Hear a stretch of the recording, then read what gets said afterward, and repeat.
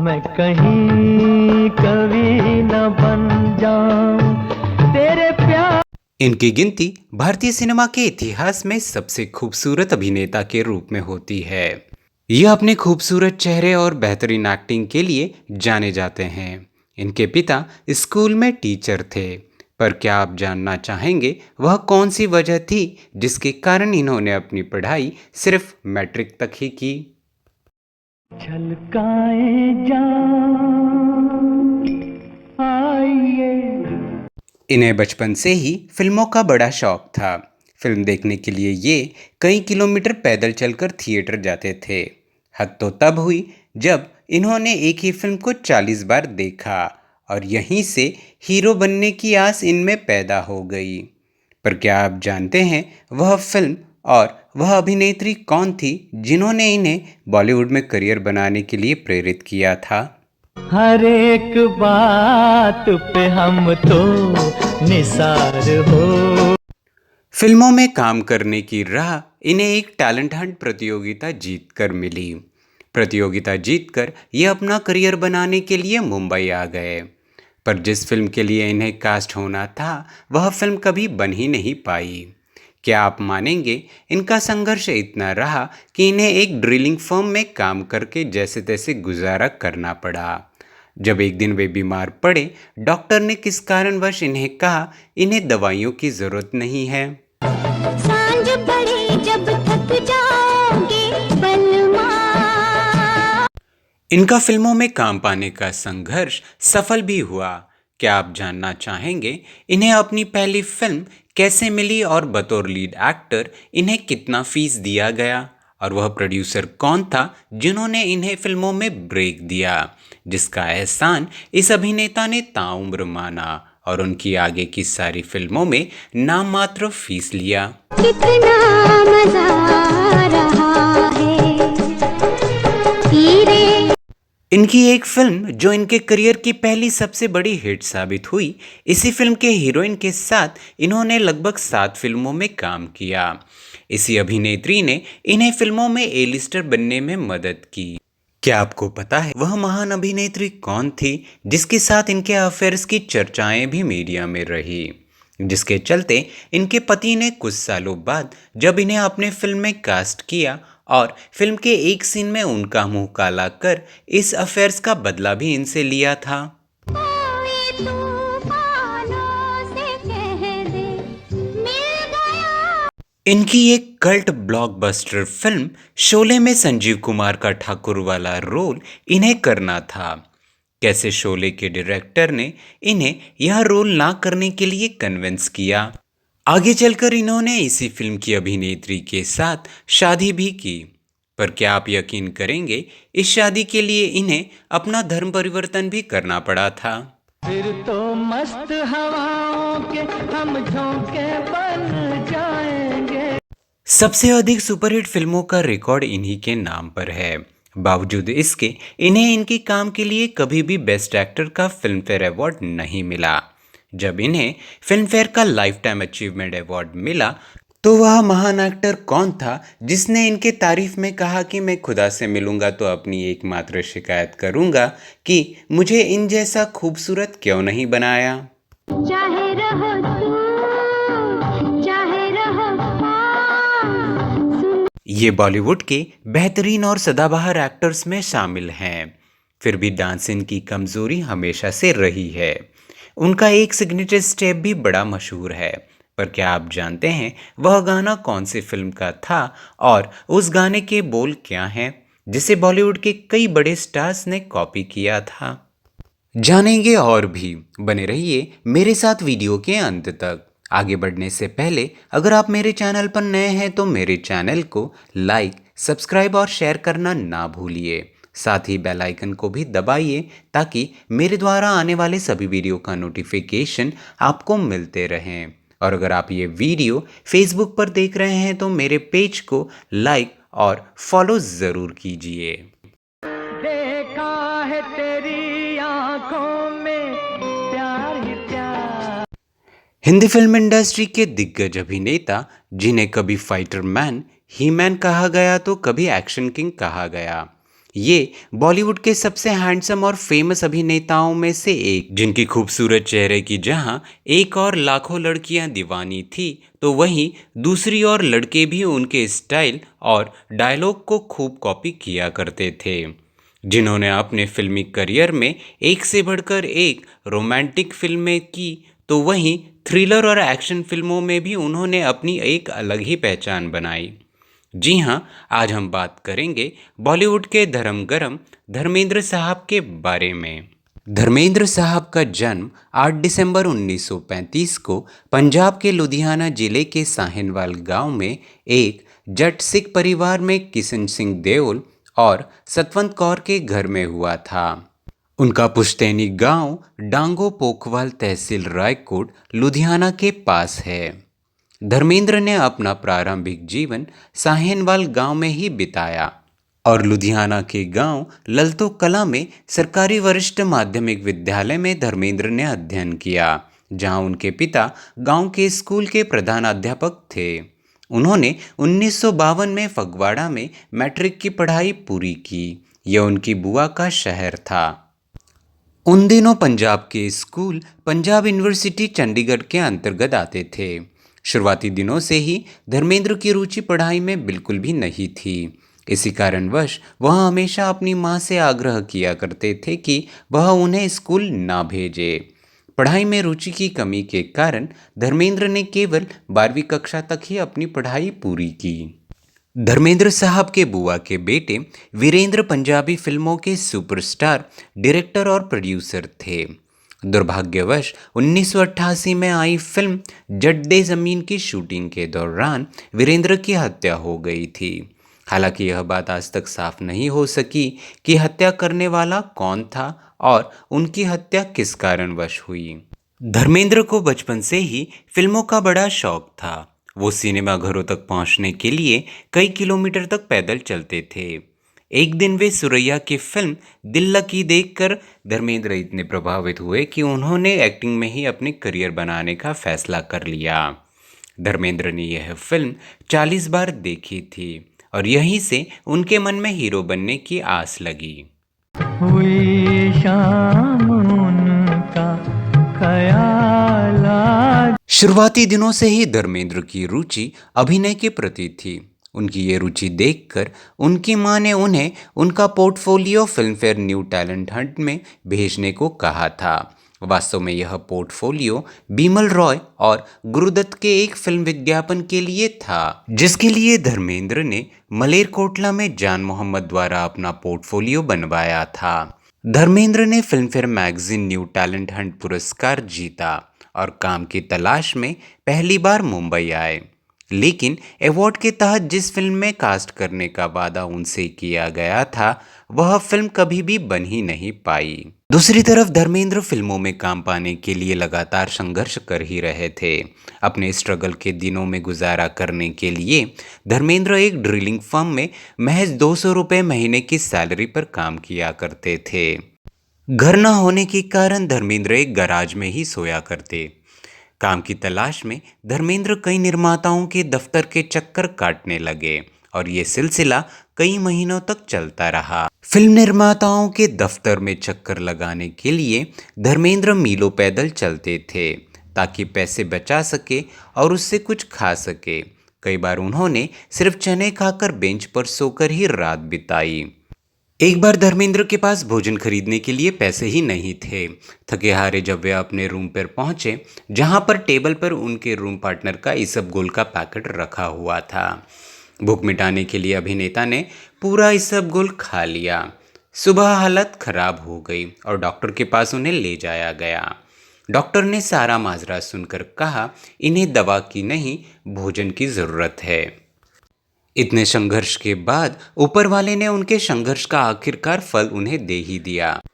उस समय अर्जुन हिंगोरानी, जो कि एक फिल्म निर्माता थे, वे अपने आने वाली फिल्म के लिए नए चेहरे की तलाश में थे। धर्मेंद्र का सिलेक्शन उन्होंने अपने फिल्म के लिए मेन लीड एक्टर के तौर पर सुनिश्चित किया। उन्हें जब निर्माता के ऑफिस बुलाया गया, फिल्म निर्माता उनसे मिलकर काफ़ी प्रभावित हुए और उन्हें 51 रुपये की फीस देकर अपने फिल्म के लिए साइन कर लिया। इस फिल्म का नाम दिल भी तेरा हम भी तेरे और इस फिल्म की हीरोइन कुमकुम थी। यह फिल्म 1960 के दशक में आई। यह फिल्म बॉक्स ऑफिस पर कुछ खास कमाल न कर सकी। आगे चलकर हिंगोरानी परिवार का धर्मेंद्र ने ताउम्र एहसान माना और उनकी कई फिल्मों में काम करने के बदले नाम मात्र का पैसा लिया। इस शमा से कहीं आग लग जा। इसके बाद धर्मेंद्र कई फिल्मों में सपोर्टिंग रोल में नजर आए। 1961 में आई फिल्म बॉयफ्रेंड में वह सहकलाकार की भूमिका में नजर आए। 1960 से 1967 के बीच में कई रोमांटिक फिल्मों में धर्मेंद्र ने काम किया। 1962 में आई फिल्म सूरत और सीरत में नूतन के साथ वे नजर आए। बंदनी 1963, दिल ने फिर याद किया 1966 और दुल्हन एक रात की 1967 में काम किया। तो वहीं अनपढ़ 1962, पूजा के फूल 1964, बहारें फिर भी आएंगे 1966 और आंखें 1968 में माला सिन्हा के साथ उन्होंने काम किया। आकाशदीप 1965 में वे नंदा के साथ नजर आए। तो वहीं शादी 1962 और आई मिलन की बेला 1964 में सायरा बानो के साथ, जिसमें वह सेकेंड लीड में थे। इस फिल्म में उन्होंने शानदार अभिनय का प्रदर्शन किया। इस फिल्म में धर्मेंद्र ने विलन की भूमिका निभाई थी, जो ऐसी भूमिका वाली उनकी पहली और आखिरी फिल्म थी। हालांकि इसके बाद भी उन्होंने ग्रे शेड वाली कई भूमिकाएं अदा की, लेकिन वे विलन कभी भी नहीं बने। इस फिल्म में राजेंद्र कुमार हीरो की भूमिका में नजर आए थे, लेकिन विलन बनकर भी धर्मेंद्र ने सारी लाइमलाइट लूट ली। इस फिल्म के बाद धर्मेंद्र को स्टारडम भी मिला। यह फिल्म उनके करियर की टर्निंग पॉइंट साबित हुई। इस फिल्म के बाद अभिनेता के पास मेकर्स की लंबी लाइन लग गई। कई प्रोड्यूसर उन्हें अपने फिल्मों में कास्ट करने लगे। वह साल के खत्म होते होते धर्मेंद्र के हाथ तकरीबन 7 बड़ी फिल्मों के ऑफर आ चुके थे। ना ताज चाहिए ना तख्त चाहिए, तेरा प्यार चाहिए। धर्मेंद्र ने मीना कुमारी के साथ लगभग 7 फिल्मों में काम किया। इन दोनों की जोड़ी ने कई सुपरहिट फिल्में दी। यह जोड़ी दर्शकों के बीच काफ़ी पसंद की जाती थी। इस जोड़ी की फिल्में मैं भी लड़की हूँ 1964, काजल 1965, पूर्णिमा 1965, फूल और पत्थर 1966, मछली दीदी 1967, चंदन का पालना 1967 और बहारों की मंजिल 1968 शामिल है। फिल्म फूल और पत्थर में धर्मेंद्र एकल नायक की भूमिका में नजर आए। यह धर्मेंद्र की पहली एक्शन फिल्म थी। साथ ही यह फिल्म धर्मेंद्र की करियर की पहली बड़ी हिट थी। इसी फिल्म में धर्मेंद्र ने शर्टलेस होकर दर्शकों को चौंका दिया, लेकिन इसके लिए उन्हें दर्शकों की कड़ी आलोचनाओं का सामना भी करना पड़ा था। इन फिल्मों के दौरान मीना कुमारी और धर्मेंद्र के बीच अफेयर की चर्चाओं ने मीडिया में जोर पकड़ लिया। मीना कुमारी ने धर्मेंद्र को उस समय ए लिस्टर के बीच खुद को स्थापित करने में काफ़ी मदद की। कोई हो बात कोई हो फसाना। फूल और पत्थर 1966 की सबसे अधिक कमाई करने वाली फिल्म बन गई और धर्मेंद्र को पहली बार सर्वश्रेष्ठ अभिनेता के फिल्मफेयर पुरस्कार के लिए नामांकित किया गया। 1966 की ही फिल्म अनुपमा में उनके अभिनय के लिए समीक्षकों द्वारा उन्हें सराहा गया। उन्होंने आई मिलन की बेला, आया सावन झूम के, मेरे हमदम मेरे दोस्त, इश्क पर जोर नहीं, प्यार ही प्यार और जीवन मृत्यु जैसी फिल्मों में रोमांटिक भूमिकाएं निभाई। 1971 से 1979 धर्मेंद्र का करियर टॉप पर था।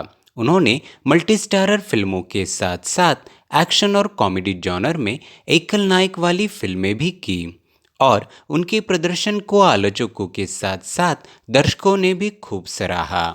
1971 से 1980 के बीच उनकी कुछ उल्लेखनीय फिल्में मेरा गांव मेरा देश, सीता और गीता, समाधि, राजा जानी, जुगनू, यादों की बारात, कहानी किस्मत की, लोफर, दोस्त, शोले, प्रतिज्ञा, चरस, धर्मवीर और चाचा भतीजा शामिल है।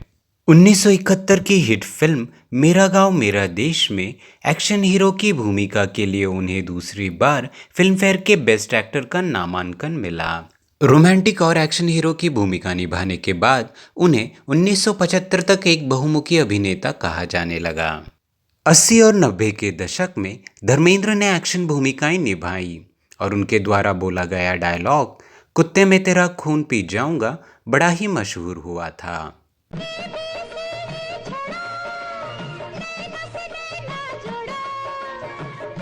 धर्मेंद्र की सबसे बड़ी हिट जोड़ी हेमा मालिनी के साथ थी।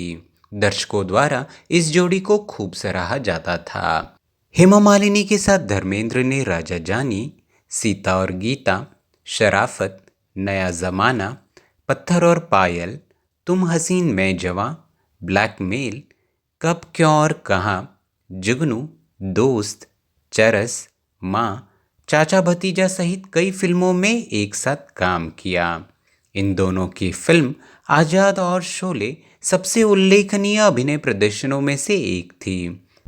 धर्मेंद्र ने अपने समय के हर बड़ी एक्ट्रेस के साथ काम किया, जैसे माला सिन्हा, शर्मिला टैगोर, नूतन, हेमा मालिनी, मुमताज़, आशा पारेख, मीना कुमारी जैसी नामी दिग्गज अभिनेत्रियों के साथ वे फिल्मों में नजर आए। साथ ही धर्मेंद्र ने अपने लंबे करियर में तमाम नामी डायरेक्टर्स के साथ भी काम किया, जिनमें प्रमुख रूप से बिमल रॉय, ऋषिकेश मुखर्जी, यश चोपड़ा, BR चोपड़ा, रमेश सिप्पी, मनमोहन देसाई जैसे दिग्गज शामिल हैं। तुम्हारे प्यार में हम बेकरार हो। धर्मेंद्र साहब की पहली शादी मात्र 19 वर्ष की उम्र में 1954 में प्रकाश कौर से हुई थी। इस शादी से उनके 2 बेटे हुए, सनी देओल और बॉबी देओल। ये दोनों ही बॉलीवुड के जाने माने एक्टर हैं। हाल ही में सनी देओल की गदर 2 तो बॉबी देओल की एनिमल फिल्म ने रिकॉर्ड तोड़ कमाई की। खैर, इनके बारे में मैं किसी और वीडियो में जब इनकी बायोग्राफी वीडियो बनाऊंगा तो विस्तार से इस बात पर चर्चा करूंगा। साथ ही प्रकाश कौर से धर्मेंद्र को 2 बेटियां भी हुई, विजेता और अजीता। हो उस मोड़ पे वो मुटियार मिली जाते अमला पागल हो।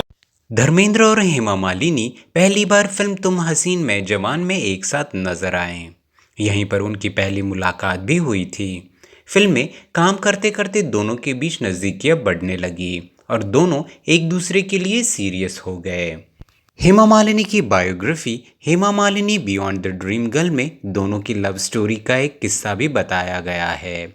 इसमें लिखा है कि एक फिल्म के सेट पर धर्मेंद्र ने सबके सामने आखिरकार हेमा मालिनी से पूछ ही लिया था कि क्या वह उनसे प्यार करती हैं। हालांकि हेमा मालिनी और धर्मेंद्र का एक होना इतना भी आसान नहीं था। धर्मेंद्र पहले से ही शादीशुदा थे। उनकी प्रकाश कौर से शादी हो चुकी थी, साथ में उनके 4 बच्चे भी थे।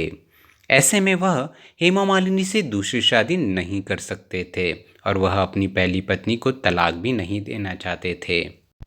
इसी वजह से अभिनेता ने अपना धर्म बदल लिया। धर्मेंद्र ने इस्लाम कबूल कर अपना नाम दिलावर खान रख लिया, तो वहीं हेमा मालिनी ने अपना नाम आयशा बी आर चक्रवर्ती रखा।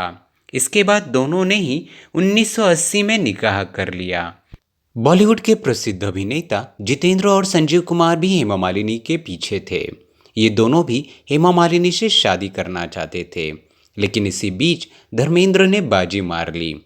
कहा जाता है कि जितेंद्र और हेमा मालिनी शादी करने वाले थे, तब धर्मेंद्र ने जितेंद्र की गर्लफ्रेंड को इसके बारे में बता दिया और इनकी शादी रुकवा दी थी। कोई हसीना जब रूठ जाती है तो और भी ब्लॉकबस्टर फिल्म शोले से जुड़ा एक किस्सा बड़ा मशहूर है। शोले में धर्मेंद्र ठाकुर का किरदार निभाना चाहते थे, जबकि इस फिल्म के निर्देशक रमेश सिप्पी चाहते थे कि धर्मेंद्र वीरू का रोल निभाए। धर्मेंद्र नहीं माने तो डायरेक्टर ने एक युक्ति लड़ाई। कहा कि अगर तुम वीरू का रोल नहीं करोगे तो मैं संजीव कुमार को वीरू का रोल दे दूंगा और उसे हेमा मालिनी के साथ ज़्यादा से ज़्यादा रोमांस करने का मौका मिल जाएगा। यह सुनकर धर्मेंद्र ने ठाकुर बनने की अपनी जिद छोड़ दी। उस समय संजीव कुमार भी हेमा मालिनी के दीवाने थे। कहा जाता है कि शोले की शूटिंग के दौरान रोमांटिक सीन में धर्मेंद्र जानबूझकर गलती करते थे ताकि हेमा के साथ वो ज़्यादा से ज़्यादा वक्त बिताने का उन्हें मौका मिल सके। फिल्म की शूटिंग के दौरान धर्मेंद्र लाइटमैन को गलती करने के लिए पैसे दिया करते थे ताकि ज़्यादा से ज़्यादा रीशूट हो। हेमा मालिनी और धर्मेंद्र की शादी से इन्हें 2 बेटियां हुई, ईशा देओल और आहाना देओल, जिनमें से ईशा ने भी बॉलीवुड में अपनी किस्मत आजमाई। जब तक है जाने जहां मैं नाचूंगी। फिल्म फूल और पत्थर की शूटिंग के दौरान अभिनेत्री मीना कुमारी से धर्मेंद्र की नज़दीकियां चर्चा का विषय रही थी।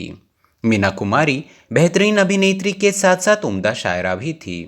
मीना कुमारी के साथ रहते हुए धर्मेंद्र को भी शायरी का बड़ा शौक लग गया। उन्हें सैकड़ों शेर याद है। मीना कुमारी और धर्मेंद्र की नज़दीकियों से मीना कुमारी के पति कमाल अमरोही काफ़ी नाराज़ थे। वर्षों बाद जब उन्होंने धर्मेंद्र को लेकर रज़िया सुल्तान बनाई, तब एक दृश्य में उन्होंने धर्मेंद्र का मुंह काला करवाया था। कहा जाता है कि उन्होंने इस तरह इस सीन को जानबूझकर रख धर्मेंद्र से बदला लिया था। धर्मेंद्र का नाम अभिनेत्री अनीता राज से भी जोड़ा जाता है। अनीता धर्मेंद्र से 27 साल छोटी थी। आलम यह था कि डायरेक्टर्स को धर्मेंद्र अपने ऑपोजिट अनीता राज को कास्ट करने के लिए कहा करते थे। जब इस बात की भनक हेमा मालिनी को लगी तो उन्होंने धर्मेंद्र को सख्त वार्निंग दी। इसके बाद दोनों ने फिल्मों में एक साथ काम करना बंद कर दिया था। हाथ मत लगाओ मुझे। बड़े जोर का करंट मारती है, वोल्टेज हाई है। तुम यहाँ से निकल जाओ। धर्मेंद्र अभिनेता के साथ साथ एक निर्माता भी हैं। उन्होंने कई फिल्मों को प्रोड्यूस भी किया। धर्मेंद्र के प्रोडक्शन हाउस विजेता फिल्म बैनर तले इनकी पहली निर्मित फिल्म बेताब थी, जिसमें उन्होंने अपने बेटे सनी देओल को बतौर एक्टर लॉन्च किया था। यह फिल्म 1983 में आई थी। साथ ही 1995 में फिल्म बरसात से इन्होंने अपने छोटे बेटे बॉबी देओल को भी लॉन्च किया। यह सिलसिला यहीं नहीं रुका। 2005 में धर्मेंद्र ने अपने भतीजे अभय देओल को भी फिल्म सोचा ना था से लॉन्च किया। इनके द्वारा निर्मित फिल्मों में घायल, दिल लगी, इंडियन, यमला पगला दीवाना, चमकू, घायल वंस अगेन शामिल हैं। तेरी अदाओं पे मरता हूँ, लव तुझे लव मैं। धर्मेंद्र हिंदी सिनेमा के इतिहास में सबसे खूबसूरत हीरो में से एक माने जाते हैं। उनकी सेहत और चेहरे की चमक देख बॉलीवुड के काफ़ी नामी एक्टर्स उनके फैंस रहे हैं, जिनमें महान अभिनेता दिलीप कुमार, गोविंदा, ऋतिक रोशन और सलमान खान शामिल है। दिलीप कुमार की धर्मेंद्र बेहद इज्जत करते, वे उन्हें अपना बड़ा भाई मानते थे और अक्सर दिलीप कुमार के पैरों में ही बैठा करते थे। दिलीप कुमार से मिलने के लिए धर्मेंद्र नियमित अंतराल से उनके बंगले पर जाते रहते। गोविंदा फिल्म अभिनेता धर्मेंद्र के बहुत ही बड़े प्रशंसक हैं।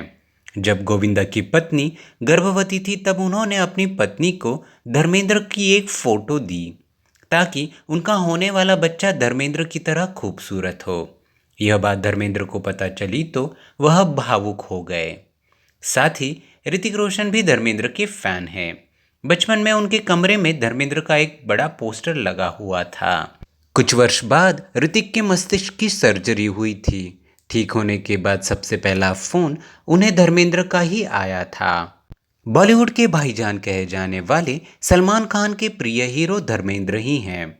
धर्मेंद्र भी कई बार कह चुके हैं कि सलमान और उनमें कई समानताएं हैं और वे भी जवानी के दिनों में सलमान खान की तरह ही हुआ करते थे।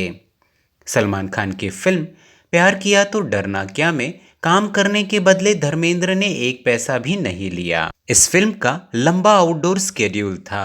सलमान खान के पिता सलीम खान साहब ने अपने बेटों से कहा कि वे धर्मेंद्र का विशेष ध्यान रखें।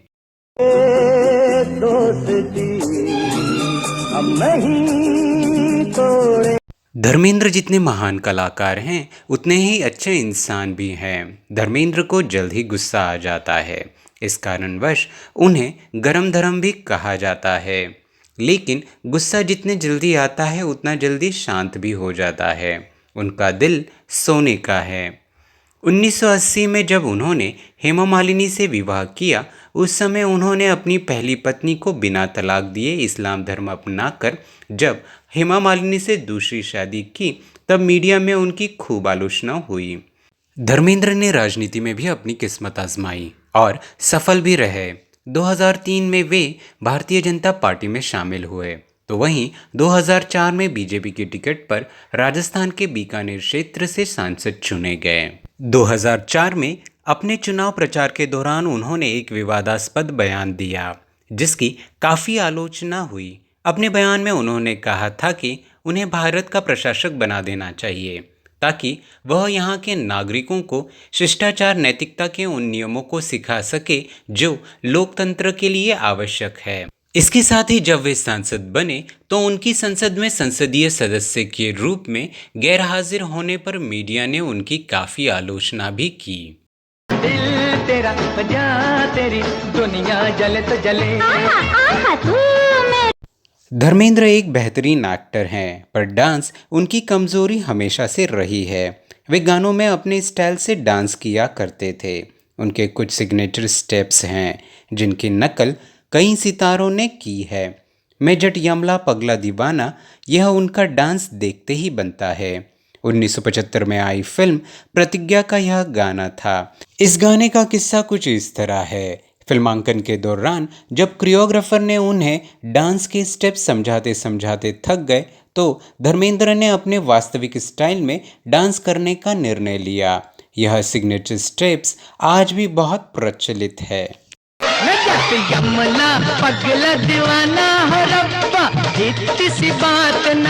फिल्म शालीमार और रजिया सुल्तान जैसी महंगी फिल्मों के बुरी तरह फ्लॉप होने के बाद धर्मेंद्र का करियर खत्म मान लिया गया था, लेकिन उन्होंने जबरदस्त वापसी करके सबको चौंका दिया।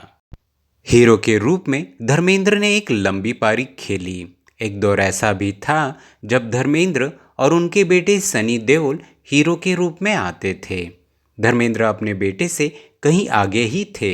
सनी देओल की हीरोइन अमृता सिंह, डिम्पल कपाड़िया, श्रीदेवी जयाप्रदा सभी के धर्मेंद्र हीरो थे। 70 के दशक में धर्मेंद्र सबसे महंगे एक्टरों में से एक थे।